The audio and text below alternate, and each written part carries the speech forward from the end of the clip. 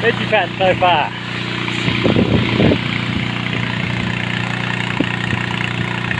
You've got a bit of retic done yesterday, some drippetos along the border of it. Yeah, corn, beetroot down there, some late season broccoli, we'll see if that rolls. Butternut pumpkins down along here, we're going to draw up the fence. Passion fruit, onions, spring onions. A lot of this stuff I've got up to seed at home.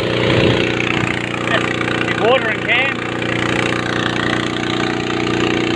Pumpkins, big Queensland blues, some butternuts gone in.